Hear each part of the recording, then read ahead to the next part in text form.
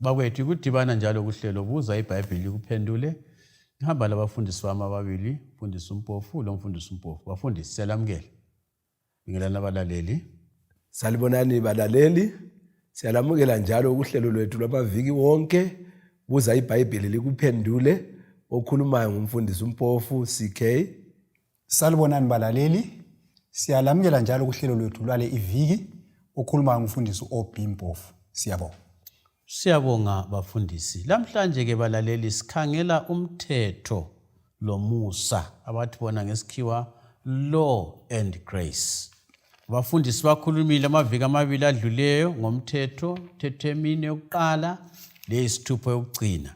Kodwa engxenye yabalaleli bafundisi bayabuza ukuthi kathi kudlelana ngaphi njengoba sesiphila ngesikhathi somusa. Kudlelana ngaphi umthetho lomusa? Kula kudlelana bani? Siyabonga mfundisi. Singakhumbula lizananzelela ukuthi isono kuyikweqiwa komthetho. Ivesi lizayithola esigabeni esilandelayo. Ngifuna ukuthi sibuye sikhumbule njalo ivesi esiyithola kubaseRoma 3 verse ngelika 23 ukubana ke inkokhelo yokuwona kuyikufa. Ungabuya njalo uye kwabaseRoma 6 verse 23 ibisitshela ukuthi kodwa isipho sikaNkulunkulu siyimpilo engapheliyo ngoJesu. Ngamanye amazwi umthetho uyasikhombela ukubana ke sonile. Ungavela usikhombela ukuthi sonile okulandelayo ikufa. Kodwa ke uNkulunkulu kasichiyanga sinjalo, waletha icebo ngoJesu ukubana ke singakholwa kuJesu sizathola ukuphila njalo. Yikho ungafunda ke incwadi yabaseEfeso 2 ivesi ngelika 8 kusiya kwelika 10 ngamafitshane iyazitshela ukuthi sisindisiwe ngomusa ngokukholwa. So ke ukukholwa yikukholwa ukuthi uJesu weza lapha emhlabeni ukubana azosisindisa, wafa esiphambanweni esifa ngenxa yokuthi umthetho waweqiwe. So ukuze kokubili lokhu kube lobudlelwano kuhambelane ukuthi kumele kube khona umthetho usiphelekezele uyesifikisa esiphambanweni lapho uJesu afela khona ukuze asihlawulele izono zethu. Siyabonga mfundisi. Omunye umbuzo ngaba ukuthi siyawudinga yini umthetho kusivumelwano esitsha ngoba sivumelwano esitsha sithi umthetho kawusabhalwa eziphepheni zamanje. Ngabona kumaHebheru. Mhlawumbe singathi siqale ngokufunda khonapho. Ezothi abalaleli bayibambe kuhle linda. Umbuzo ke mfundisi uthi umthetho sisawudinga yini? Uyadingeka yini? Siyabonga. So sinanzelela ukuthi iBhayibheli ithi yona ngiza kwenza isivumelwano esitsha kulezo nsuku icho inkosi. Lapho ngiza kufaka imithetho yami ezinhliziyweni zabo. Ngilobe ezingqondweni zabo. Bona babe ngabantu bami. So imithetho kaNkulunkulu isilotshwe ezingqondweni zethu. Kanje ivesi uthenga mfuthu. uMahebheru 8 ivesi 8 siyakuthenga. Awezekheli mbona ikhona futhi. Yes. So uNkulunkulu lapha ukhuluma ngokuthi imithetho iyadingeka. So impendulo ithi umthetho uyadingeka kusivumelwano esitsha. So kumele nxa sisiya phambili siza kubamba ukuthi umthetho udingeka ulomlando bani. Ngoba imboni ngathi yikho lapho kulohlupho khona. Ukuthi abantu kwesinye isikhathi umlando womthetho kusivumelwano esitsha kasiwuzwisisi kuhle. So lapha iBhayibheli ithi umthetho uyadingeka. Awusabhalwanga ezibhebheni zamatshe, kodwa subhalwe ezinhlizweni lahle ezingqondweni zethu. Ibi sisithi yona ungadluli mfundisi kutshona ukubhale enhlizweni, kutshona ukubhale engqondweni. Omunye umuntu uyabe engakuzwisisi ukuthi nxa sithi ubhaliwe uNkulunkulu uyabuya azobhala engqondweni. Uyakuzwa ngitsho. Ngiyakuzwisa kakhulu. So kuthi ukuthi thina njengabantu asebeyamkele umusa kaNkulunkulu sesimature ukuzwisisa umthetho kaNkulunkulu. Asisawubhalelwanga ukuthi ukwenye indawo kodwa usuyingcenye yethu. Ngezindlela usuyingcenye yezimilo zethu. Usukhona engqondweni ngoba phela ingqondo yomuntu yiyo eyisisekelo sesimilo sakhe. Izinto zonke ngizenzayo zisuka ngapi? Engqondweni. So nxa umthetho kaNkulunkulu usuzengqondweni yami kuthi uthi yiwo usubumba isimilo sikabani sami. Angisabanjwa ngamandla ukuthi ngiwugcine usuyingcenye yami ngoba sengamkele umusa kabani kaKristu. Ngenye indlela mfundisi usho ukuthi kwedlula ukwazi. Yes. Kodwa kuya ezenzweni.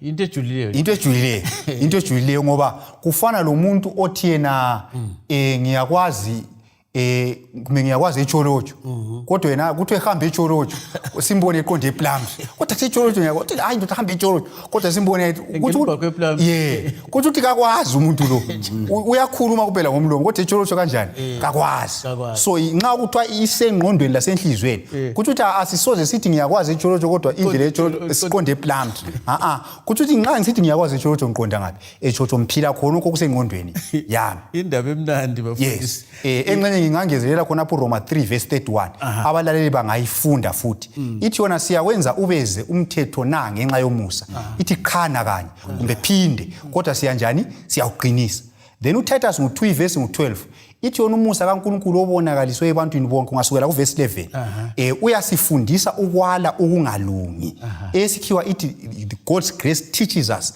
to deny ungodliness. Ngezinye indlela umusa kawukhuthazi kwephula umthetho kodwa umusa ukhuthaza ukugcina umthetho yiwo osenelisayo osipha amandla okugcina imilayo kabani kaNkulunkulu. Undisi khonapho ungakasuki ngicabanga ukuthi into ekhulumayo kufanana lento okuthiwa yi-training isilungu. Yes. Ngangibala kwenye indawo besithi bona isotsha ngengakafunda ukuthwala umbhobho. Nxa elala kulento abametshatisa yona la. Yes. Azafunda ukuthi sonke isikhathi kumele abe lento abe lomthwalo lawo. Yes. Umthetho kaNkulunkulu lawo ngaba sengqondweni yakho uba ingcenye yakho. Yes. Isotsha kalicabanga uyazizwa ngani ka kulento engeke. Nxa umbhobho ngeke. Angakakhohlwa umbhobho ngonta ngakho. Kuba ingcenye empilo yakho. Yes. Umthetho ke wona umsebenzi wawo ngowani? Usebenzana umthetho. Siyabonga mfundisi. Ikakhulu nxa sikhuluma ngomusa. Siyabonga. Ngizafunda kwabaseRoma ngo7 ivesi ngelika 7 ngehle bese ngisiyafunda lo Jacobe ngo2 ivesi ngelika 8 usiya ku10 so kwabaseRoma lapha ithi yona ke pho siza kuthini na umlayo uyisono na phinde kodwa ke ngingayi kusazi isono uba bekungekho umlayo bekungayiwazi umhawu uba umlayo ubungachongo ukuthi ungabi lamhawu kodwa isono sathola ithuba ngomthetho sasebenza kimi umhawu wonke ngaphandle komlayo isono sifile ngamanye amazwi indaba zombili mfundisi uzikhulumela kanye kulungile mfundisi wabalula ngaleyo ndlela uJacobe isahluko sesibili ivesi ngelika 8 kusiya kwelika 10 uthina ke lenza kuhle uba ligcina umlayo wobukhosi umayelana lombhalo othi wothanda umakhelwane wakho njengalokho uzithanda wena kodwa uba libandlulula abantu lenza isono lomlayo ulilahla njengabaweqayo ngoba ogcina wonke umlayo kodwa akhubeke kokukodwa ulecala lawo wonke ngoba yena owathi ungafebi wathi futhi ungabulali uba ke ungafebi kodwa ubulala ungoweqa umthetho omunye umsebenzi oqhakathekileyo nanku kuvesi ngo12 eka Jacobe uthena ke khulumani lenze njengokufanele abazakwahlulelwa ngomlayo wenkululeko ngifuna ukuthi ngibuyele emuva ngale sike sathi thina ubudlelwano bomthetho ukuthi wona uyasiphelekezela uyesifikisa esiphambanweni lapho esathola khona umusa so nxa isono sisanda lo musa lawo wenza njani wanda ngoJesu so lapha ke sithola ke ukuthi sazi isono ngenxa yomthetho ngabe umthetho wawungekho ngayisono kasinjani kasisazi umsebenzi wakuqala lo umsebenzi wesibili esiwutholayo ukuthi umthetho mfundisi unjengesibuko silapha nje sibahle sinje okwenze sabuya sigqoke ngalindlela ukuthi sithe sigqoka sisezindlini siqale saya esibukweni sakhangela ukuthi kambe engigqokileyo ithayi ihlezi kuhle yini lalokho engikufakileyo amangilasi ahlezi kuhle yini ngithe nxa ngibona bengikubona lokhu esibukweni isibuko umsebenzi waso yikungitshengisa ukuthi ngimi njani umlando ubususiba kimi ukuthi ngizilungise Kodwa ke ngingazibona lokho engikho khona mina ngiyekela ukuzilungisa isibuko kasingilungisi. Umsebenzi oqhakathekileyo owenziwa ngumthetho. Uyasitshengisa lapho esone khona. Thina ke bese sinanzelela ukuthi lapha sesiwoneke sokumele start inyathelo senze njani sizilungise. So usebenza njengesibuko.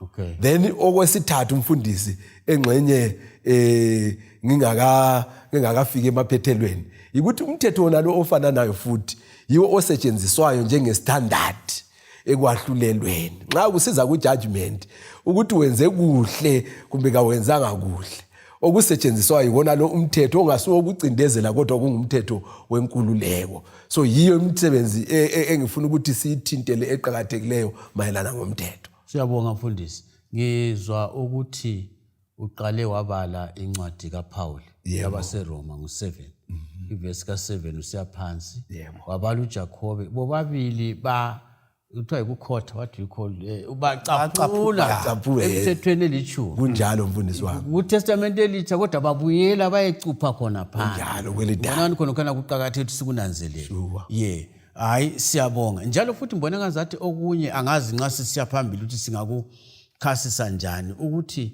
kudlelana njani abalaleli bakubambe ukuthi umthetho usuntshengisile ukuthi lapha ebusweni lapha kumanga ngingcolile kulungiswa njani umthetho ususithi ukuthi wena ungcolile kodwa ngeke uzisindise yikho kukhuluma ngale kuJeremiah ngo13 ngale kakhulu verse ngo23 ukuthi ingwe ngeke izilungisa amabala ayo lo mtopia ngeke aziguqule umbala wakhe so nxa sengibonile ukuthi ngingcolile so kumele ngiye kuJesu yikho sokungena khona umusa so umthetho lo musa laba omunye lomunye ulomlando basebenza bonke abaxabani laba bantu lo omunye uthi ungcolile omunye uthi uzohlanjulula uyakuhlambulula so basebenza bobabili omunye ngeke abe khona omunye engeke yikho engizakuthinta kade kusigaba esilandelayo lapha all right asikukhangeleke khona lokho ukuthi kuyini okwabethelwa esiphambanweni bakhona abanye abathi bona umthetho wabethelwa esiphambanweni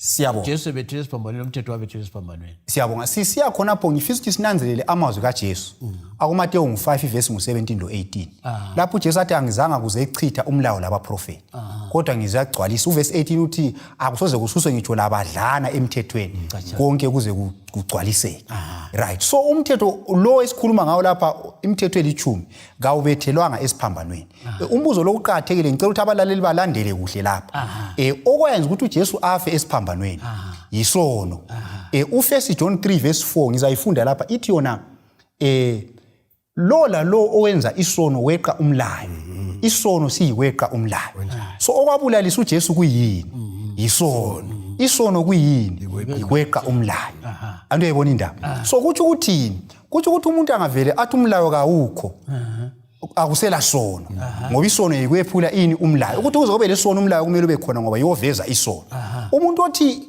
akulamlayo uthi isono kasikho nxa isithi isono kasikho uthi ukuthi akulasindiso ngoba sisindiswa esonweni umuntu othi akulasindiso vele uthi uJesu kakho kadingeki umuntu othi uJesu kadingeki ukuthi isiphambano vele sona ngikwazi kasinjani kasidingeki so umuntu angavela athi umthetho kawukho kumbe wabethele esiphambanweni usediliza icebo lonke losindiso ngoba okwenza uJesu afe esiphambanweni yikuthi umthetho kaNkulunkulu awuguquleki so ubufakazi obukhulu ukwedlula bonke obokuthi umthetho kaThixo kawuguquleki yikufa kukaJesu esiphambanweni ngoba ngabe umthetho wawuguquleka uNkulunkulu wayezathi abantu njengoba sebonile akulandaba ngangona siphonga uguqula umthetho uhambelane lomumo wabo wokona kodwa ngenxa ukuthi umthetho wawungaguquleki kwadingeka ukuchitheka kwegazi likaJesu ngoba inkokheli yokona yikufa uJesu wafa esiphambanweni so ukufa kukaJesu akubethelanga imithetho eli10 esiphambanweni kodwa kuyibufakazi bokuthi imithetho kaNkulunkulu imi kuze kube phakade Fundisi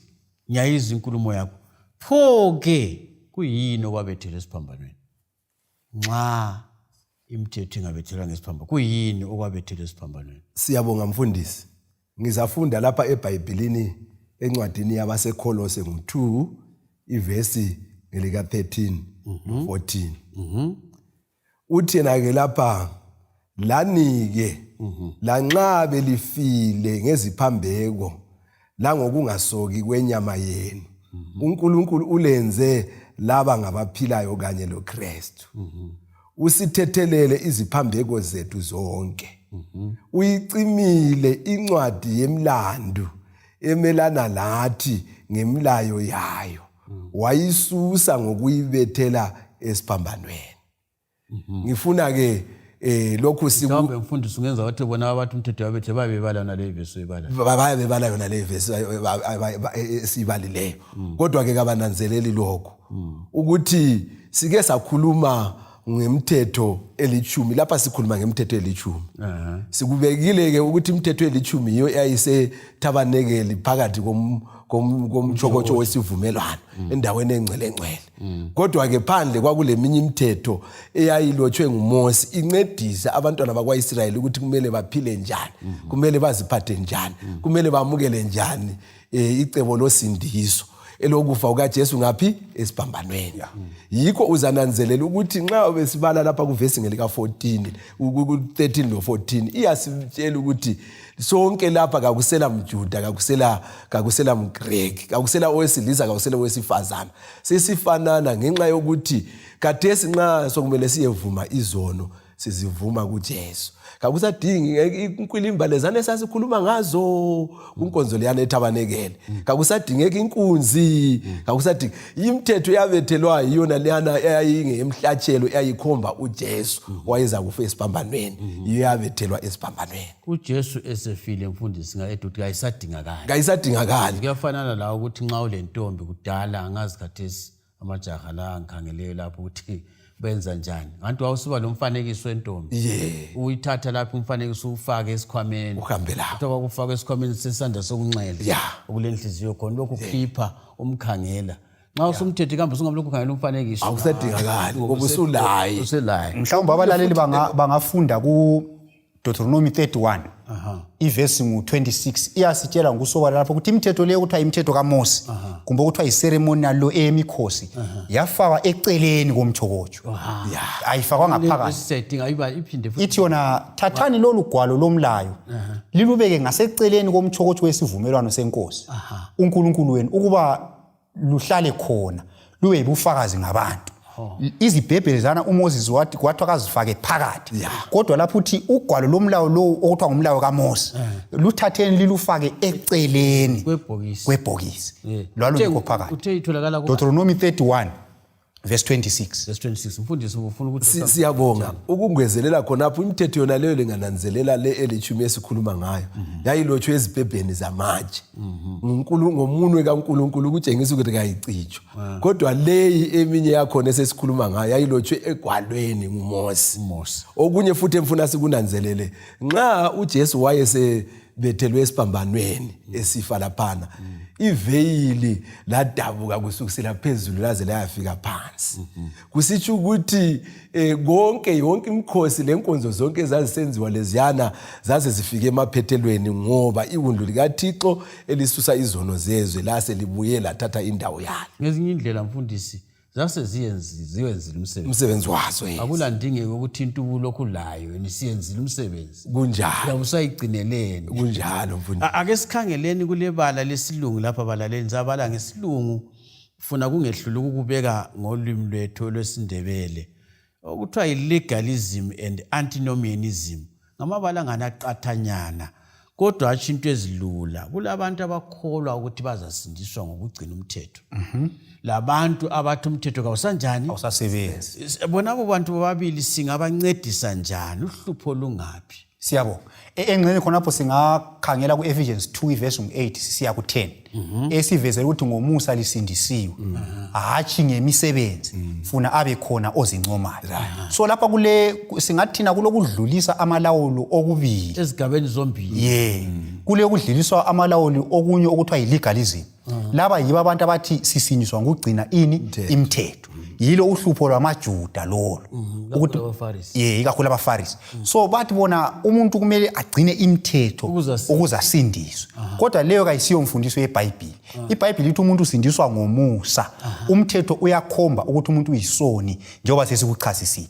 Abesesindiswa ngomusa ngokukholwa kubani? kuJesu. Kule ndlela eyodwa kuphela yokusindiswa ngomusa ngokukholwa kuJesu. Kodwa laba belegalism abomthetho laba bayala bathi hayi thina siyasinyiswa ngokugcina ini imithetho. Yikho okunye kwakukhuzwa nguPawuli ezincwadini zakhe ukuthi laba abantu abaFarisi bangabothi bona balemsebenzi abayenzayo yokugcina imithetho engabenza basindiswe ngoba kakho olungileyo emhlabeni, abantu bonke izoni. Then laba be-antinomianism, ukuthi antinomianism kuthi ukuthi umuntu ophikisana lo mthetho kumbe ongafuni umthetho, umuntu ofuna ukuphila santando. So uPaul futhi uyakhuza abantu abanjalo kakhulu encwadini yabaseGalatia. Uyabakhuza ngoba abantu laba basebesithi kuthi uJesu umnandi. Nxa senguJesu vela angizilonge sengamngela uJesu angisalandeli imithetho sengizenzele ngufunayo. Kodwa ungakubamba umuntu omfundisi bona abantu ngababuza ukuthi khona ngingamthatha yini umkakho wathi hayi kavumi kanti uyayibona indaba. So ungasela mthetho phela yekela phela nithatha umkakho ngoba kavumi. Uhlupho khonapho siza kuthinta siya phambili. Uhlupho uzathola ukuthi imithetho abangati bayihlasela abayephulayo iliyani yakuqala engu4 ngoba liyana ixhopha uNkulunkulu ayixhophi umuntu. Le ngathi ixhopha abantu ngathi bayigcina ngoba bayakwazi ngathi ingasagcinwa laye uyamlimaza futhi. Yes. So lapho sokusithi ukuthi idonki wabhemu wakho ngambona ngizithathele akulamntu ozambuza kulamntu ozambuza ngoba kulanto ethi ungantshontshe. Yes kunjalo ba. So laba be-antinomianism yibo abagcizelela kakhulu ukuthi umthetho sowabethele isibhamboneni umthetho awusekho. Kodwa ke uJesu yena ngokwakhe usitshelile ukuthi imithetho ayisoze iguqulwe. kuJohane 14 verse 15 uthi nxa lingithanda gcinani imilayo yami. So umKristu weqiniso olandela imfundiso yeBhayibheli akatholakali kulegalism ukuthi usindiswa ngomthetho ngoba iBhayibheli iyakwala lokho. Futhi katholakali ku-antinomianism ukuthi umthetho kawusasebenzi. Kodwa uyakwazi ukuthi umthetho ulendima yawo yikutshengisa isono, umusa ulendima yawo yikusindisa isoni esephule umthetho ngokukholwa kuJesu. Singenza ukuthiwa ngesilungu bafundisa ukuthi i-healthy balance. Yes. Ukuthi kokubili lokhu sibe phakathi la phakathi. Hayi kulabana bayale. Yes. Bebaleka ngokuthi basindiswa ngomthetho laba bathi umthetho kawusasebenzi. Yes. Phakathi la phakathi laba sithi kusitsho ukuthi umuntu kagcini imithetho ukuthi asindiswe. Kodwa umuntu ugcina umthetho ngoba usesindisiwe. Ukugcina umthetho yisithelo somusa osindisayo. Yikho phela uJesu kuthiwa iBhayibheli yesikhiwa ngiyayithanda kuMateyu 1 verse 21, he saves people from their sins not in their sins. uJesu kangisindisi ngisale ngisedakeni lwesono, uyangisindisa ngikhuphe esonweni abe sengamkelisa amandla okugcina imithetho yakhe. So ngiyugcina ngoba umusa wakhe sungifinyelele wangisindisa wangamkelisa amandla okugcina umthetho. So ubufakazi obukhulu bokuthi ngisindiswe ngomusa yikubonakalisa izithelo zokugcina umthetho. Ngoba ingqondweni yakho sekubhaliwe. Kunjalo. Sekubhaliwe ukuthi umthetho ugcine. Kunjalo. Bakithi balaleli sithanda ukubonga leli thuba elihle esibe lalo. Ngiyakwazi ukuthi indaba yezindaba. Isindaba phenduli kwabanye ukuzwisisa yona indaba esikhuluma ngayo. Kodwa ngilethemba lokuthi ukuphathisile mlaleli ukuzwisisa ubudlelwano phakathi komusa lomthetho. Kakuxabani kuhamba ndawonye ecebeni losindiso. Nxa uJesu sekufumene wakusindisa wabona ukuthi uyisoni ngomthetho wakhe esibukweni uzawugcina umthetho wakhe. Asonto enzima into elula into othokoza ngayo. Sithanda ukubonga ithuba esibelalo silifisela okuhle silifisela izibusiso.